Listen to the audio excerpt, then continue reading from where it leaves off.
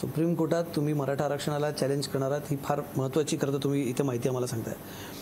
तुम्ही व्यक्तिगत जाणार आहात, संघटना जाणार आहे की ओबीसी नेत्याची काय चर्चा झाली? काल इथे जे ओबीसीचे जो आहेत 101 जे आहेत वेगवेगळ्या जातीचे नेते, धनगर होते, माळी तर होते, वंजारी होते, आगरी होते, कुणबी होते, तेली समाजाचे होते, असे वेगवेगळ्या सगळ्या समाजाचे होते. 18 पगड जाती होत्या, भटक्या विमुक्त होते.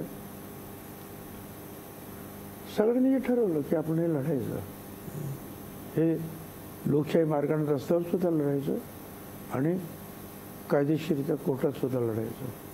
तर त्याप्रमाणे वेगवेगळ्या ठिकाणी जे आहेत ते दाखल करतायत केसेस, पिटिशन दाखल करतात. आम्ही सुद्धा पिटिशन दाखल करतो, बाकीचे लोक पण करतील. हा एक भाग. दुसरा भाग,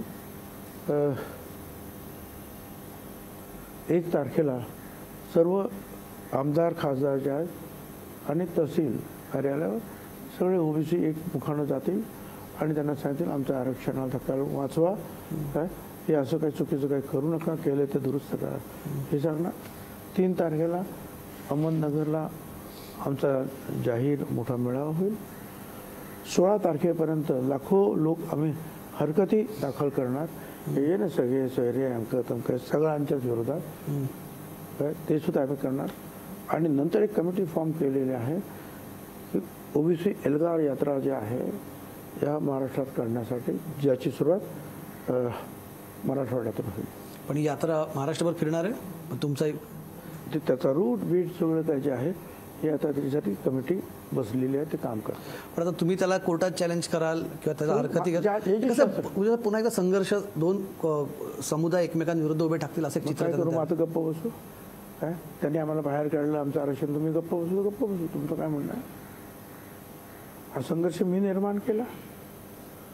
मी तर सांगत होतो ना की यांना वेगळं आरक्षण द्या, मी सपोर्ट करतो ना. मी कुठे विरोध केला? मला संघर्ष फक्त संघर्षासाठी संघर्ष करायचा असं तुम्ही तिथेही विरोध केला नसता का? तुम्ही तिथे नाही विरोध केला. द्या त्यांना आरक्षण. 2 वेळा जो कायदा आला आमच्या विधानसभेसमोर, मी हात वरती करून सांगितलं द्या आरक्षण, त्यांना द्या. संघर्षासाठी नाही. पण संघर्ष कधी झाला की तुम्ही वेगळं करता करता करता एकदम तुम्ही आमच्याच घरात म्हणजे आमच्याच आरक्षणात येऊन बसला तुम्ही सगळे. मग आता तो संघर्ष मी करतोय, मी तर आरक्षण वाचवण्यासाठी धडपडतोय. याला संघर्ष म्हणत असेल तर संघर्ष.